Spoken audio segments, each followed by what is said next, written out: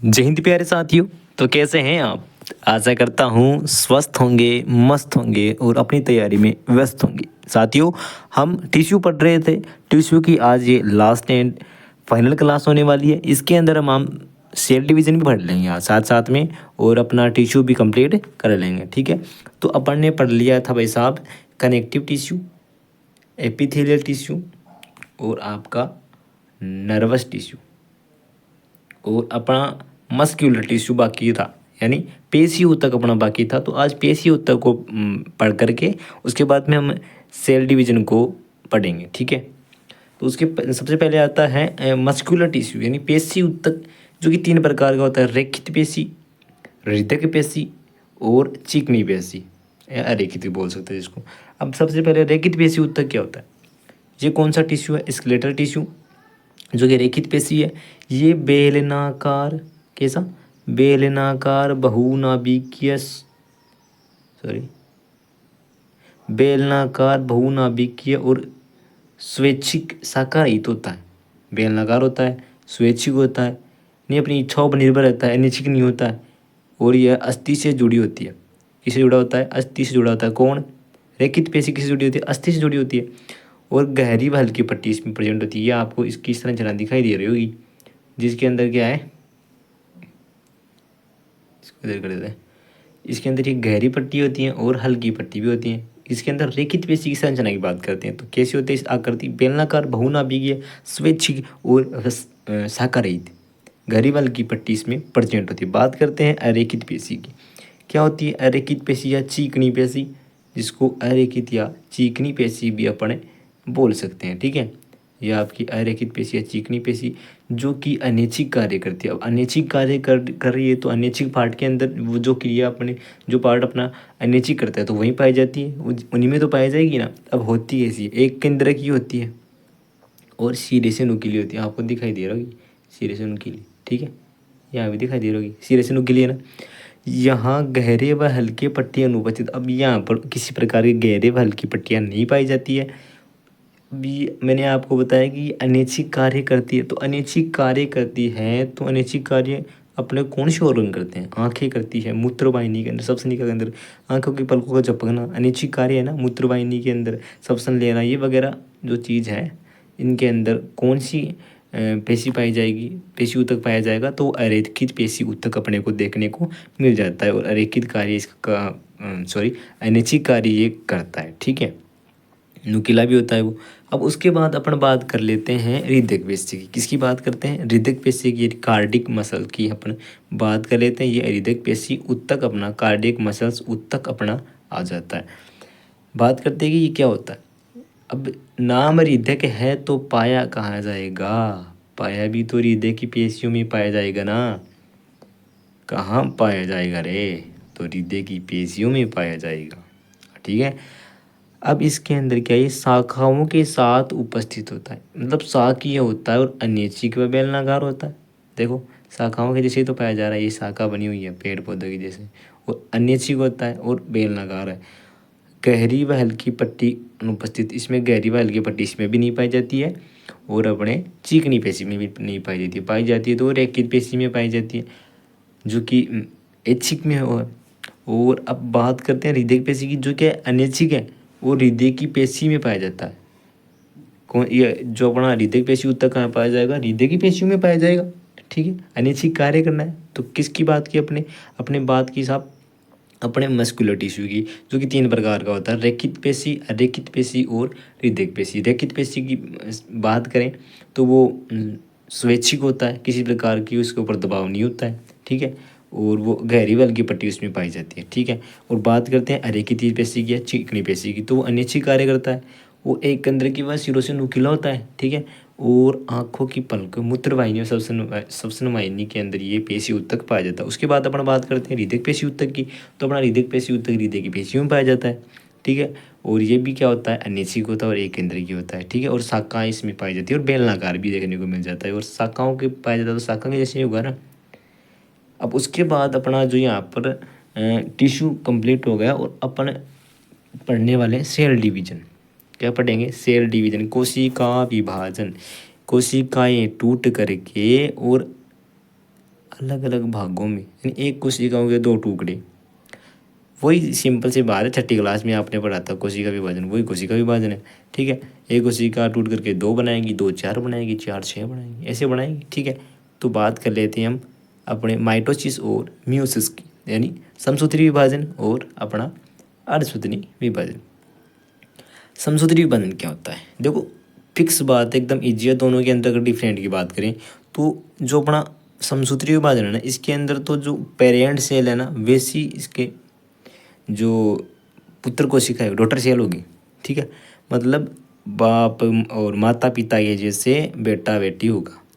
अगर कोशिका 2n है तो कौन सी पेरेंट कोशिका 2n है तो डॉटर सेल भी 2n होगी, द्विगुणित होगी। द्विगुणित होगी, आपको द्विगुणित दिखाई दे रही, द्विगुणित दिखाई। लेकिन सबसे जो इनके अंदर अगर बड़ा अंतर की बात करते हैं तो अगर अर्धसूत्री विभाजन के अंदर मात्र कोशिका द्विगुणित होती है और उसके बाद में जो डॉटर सेल है ना वो अगुणित दिखाई देती है।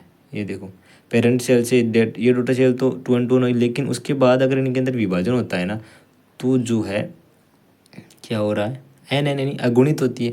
ये इनके अंदर एक विभाजन देखने को मिलता है सेल डिवीजन का। ठीक है, डिटेल से बात करेंगे अपन इसकी। तो इसकी जो कोशिका विभाजन की बात करते हैं तो सबसे पहले किसने बताया? अपने जो विर्चो साहब है ना, रुडोल्फ विर्चो। कौन? Rudolf Virchow. क्या कहते हैं, सदियों पुरानी बात है, अपने रुडोल्फ विर्चो साहब क्या कहते हैं। तो चलिए हम विर्चो जी की कहानी सुनते हैं। 1855 में विर्चो ने कोशिका सिद्धांत का एक और बिंदु जोड़ा। क्या कहा कि इसमें कहा गया कि नई कोशिकाएं पहले से मौजूद कोशिकाओं से पैदा होती है, यानी नई कोशिकाओं का निर्माण पुरानी कोशिकाओं से होता है, यानी ओमनी सेलुला ई सेलुला, ओमनी सेलुला ई सेलुला। ठीक है, ये मैंने आपको सेल वाले टॉपिक में पढ़ाया था।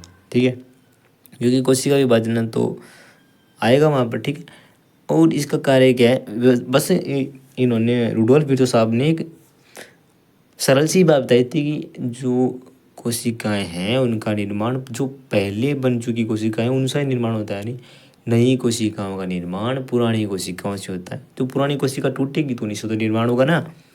कोशिका विभाजन एक ऐसी प्रक्रिया है जो कदमों के अनुक्रम के साथ होती है, जो जीवों को विकसित करने और पुनः उत्पन्न करने में सक्षम बनाती। कोशिका विभाजन होगा तो जीवों का अनुक्रम चलेगा, जीवन की निरंतरता बढ़ेगी और जीवन की निरंतरता लाती है। कोशिका चक्र विभाजन के लिए कोशिका की तैयारी से जुड़ी घटनाओं का एक चक्र है जो प्रतिकृति और कोशिका विभाजन है। मतलब प्रतिकृति जो फोटोकॉपी बनाता है अपनी। ठीक है, प्रतिकृति का मतलब फोटोकॉपी और कोशिका विभाजन होना, ये एक आवश्यक प्रक्रिया है। ये बढ़ेगा तभी तो काम चलेगा। रुडोल्फ साहब ने बताया कि नई कोशिका का निर्माण पुरानी कोशिकाओं से होता है और कोशिका विभाजन एक ऐसी प्रक्रिया है जो कदमों के अनुक्रम के साथ चलती है, जो जीवों को विकसित करती है और पुनः उत्पन्न करने में सक्षम बनाती है। विकसित करने में, बढ़ाने में, उन्नति करने के अंदर कार्य करती है भाई साहब कौन? अपना सेल डिवीजन। और प्रतिकृति होती है, फोटोकॉपी होगी और कोशिका विभाजन तभी तो होगा ना। ठीक है, उसके बाद हम बात करते हैं कि सेल चक्र जो है अपना वो क्या है। सेल चक्र घटनाओं का चक्र है। कोशिका चक्र एक घटना होती है इसके अंदर, ये उन घटनाओं का चक्कर है जिसके दौरान कोशिका अपने वास्तविक को दोगुना कर देती है, मतलब अपने खुद को दोगुना कर देती है विभाजन करके। कोशिका अपने घटकों को संश्लेषित करती है, निर्माण करती है और अपने सेल को, अपनी कोशिका को विभाजित करती है और दो क्रमिक विभाजनों के बीच की समयावधि को जनरेशन कहते हैं। अब विभाजन हो गया तो दो विभाजन होगा, उनके बीच में जो समय लग रहा है ना उसको बोलते हैं जनरेशन टाइम।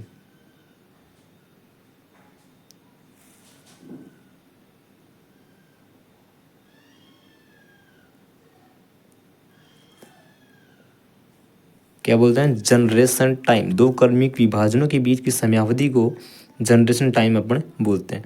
एग्जाम्पल की बात करें तो जो खमीर कोशिका होती है उसके लिए 90 मिनट का जनरेशन टाइम होता है और मानव कोशिका के लिए बात करें तो 24 घंटे जो है वो जनरेशन टाइम होता है। 24 घंटे में एक बार। ठीक है, किसकी बात की अपने? सेल डिवीजन की बात की। सेल डिवीजन के बारे में किसने बताया? तो अपने रुडोल्फ विर्चो साहब ने बताया। क्या बताया? तो वो बताया कि नई कोशिकाओं का निर्माण पुरानी कोशिकाओं से होता है। जो शरीर को विकसित करने का सेल डिवीजन का कार्य क्या है कि शरीर को विकसित करना, नया बनाना। ठीक है, तो हम पढ़ रहे हैं तो कोशिका विभाजन। कोशिका विभाजन क्या होता है?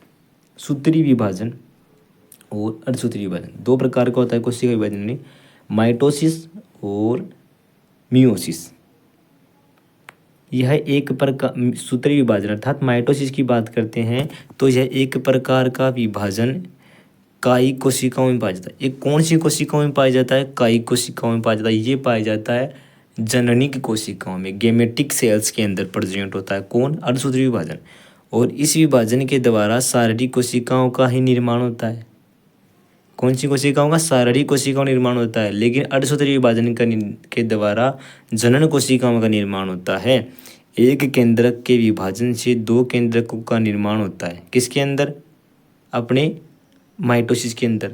लेकिन एक केंद्र के विभाजन के अंदर अगर चार केंद्रकों का निर्माण होता है तो वो कौन सी हो गया? अपना अर्धसूत्री विभाजन हो गया, जिसके अंदर एक केंद्र टूटेगा, चार केंद्र बनेंगे। और अगर एक केंद्र टूटता है और एक केंद्र टूटने से दो केंद्र बन रहे हैं तो वो सूत्री विभाजन है। समझ जाना वहाँ पर। अब इसकी पुत्री कोशिकाओं में क्रोमोसोम की संख्या जनक कोशिकाओं के समान, मतलब पेरेंट, मैंने आपको बताया कि पेरेंट सेल और डॉटर सेल की संख्या बराबर होगी, नहीं ये द्विगुणित होगी पेरेंट सेल तो डॉटर सेल भी द्विगुणित होगी अर्थात 2n होगी। ठीक है, और अर्धसूत्री विभाजन की जो द्विगुणित कोशिकाओं से द्विगुणित मातृ कोशिका या पितृ कोशिकाओं से अगुणित डॉटर सेल बनेगी, पुत्री कोशिका बनेगी। यानी पुत्री कोशिकाओं में क्रोमोसोम की संख्या जनक कोशिकाओं से आधी हो जाएगी।